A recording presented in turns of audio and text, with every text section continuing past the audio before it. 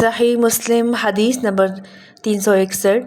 حضرت ابو سعید خدری رضی اللہ عنہ سے روایت ہے کہ رسول صلی اللہ علیہ وسلم نے فرمایا، اہل جہنم میں سے سب سے کم عذاب میں وہ ہوگا جو آگ کی 2 جوتیاں پہنے ہوگا، اس کی جوتیوں کی گرمی سے اس کا دماغ کھولے گا۔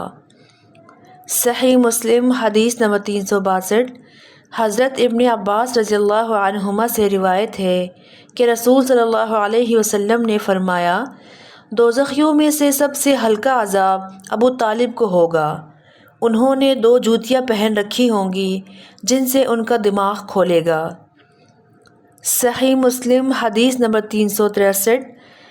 شعبہ نے ابو اسحاق سے سن کر حدیث بیان کی، انہوں نے کہا، میں نے حضرت نعمان بن بشیر رضی اللہ عنہ کو خطاب کرتے ہوئے سنا، کہہ رہے تھے کہ میں نے رسول صلی اللہ علیہ وسلم سے سنا، آپ صلی اللہ علیہ وسلم نے فرمایا، قیامت کے دن دوزخیوں میں سے سب سے کم عذاب اس آدمی کو ہوگا جس کے تلووں کے نیچے آگ کے 2 انگارے رکھے جائیں گے، ان سے اس کا دماغ کھولے گا۔ صحیح مسلم حدیث نمبر 364۔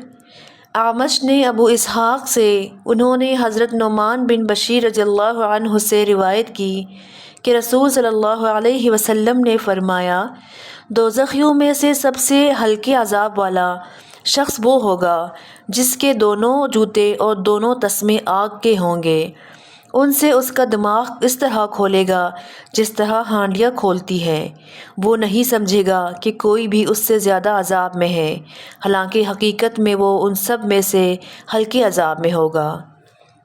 صحیح مسلم حدیث نمبر 365۔ حضرت عائشہ رضی اللہ عنہا سے روایت ہے کہ میں نے پوچھا، اے اللہ کے رسول، ابن جدعان جاہلیت کے دور میں صلہ رحمی کرتا تھا اور محتاجوں کو کھانا کھلاتا تھا، تو کیا یہ عمل اس کے لیے فائدہ مند ہوں گے؟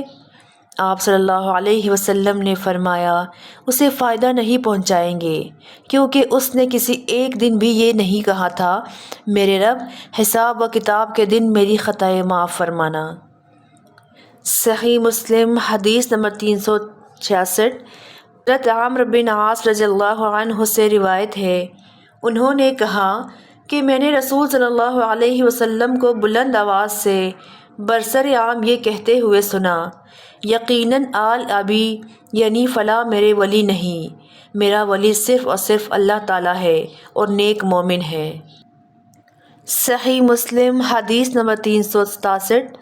ربیع بن مسلم نے محمد بن زیاد کے واسطے سے حضرت ابو ہریرہ رضی اللہ عنہ سے حدیث بیان کی کہ نبی اکرم صلی اللہ علیہ وسلم نے فرمایا، میری امت میں سے 70,000 افراد بغیر حساب کے جنت میں داخل ہوں گے۔ ایک آدمی نے عرض کی، اے اللہ کے رسول، اللہ سے دعا کیجئے کہ وہ مجھے بھی ان میں شامل کر دے۔ آپ صلی اللہ علیہ وسلم نے دعا فرمائی، اے اللہ اسے ان میں شامل کر۔ پھر ایک اور کھڑا ہو گیا اور کہا، اللہ کے رسول، اللہ تعالیٰ سے دعا فرمائیے وہ مجھے بھی ان میں شامل کر دے۔ آپ صلی اللہ علیہ وسلم نے جواب میں فرمایا، عکاشہ اس معاملے میں تم سے سبقت لے گئے۔ صحیح مسلم حدیث نمبر 368۔ شعبہ نے کہا، میں نے محمد بن زیاد سے حدیث سنی، انہوں نے کہا، میں نے حضرت ابو ہریرہ رضی اللہ عنہ سے سنی، انہوں نے کہا، میں نے رسول صلی اللہ علیہ وسلم سے سنا، آپ صلی اللہ علیہ وسلم فرما رہے تھے، آگے ربیع کی حدیث کی طرح ہے۔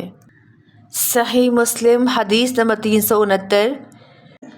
سعید بن مسیب نے حدیث سنائی کہ انہیں ابو ہریرہ رضی اللہ عنہ نے حدیث بیان کی، انہوں نے کہا، میں نے رسول صلی اللہ علیہ وسلم کو یہ فرماتے ہوئے سنا، میری امت کا ایک گروہ جنت میں داخل ہوگا، وہ 70,000 افراد ہوں گے، ان کے چہرے اس طرح چمکتے ہوں گے جس طرح 14ویں رات کو ماہ کامل چمکتا ہے۔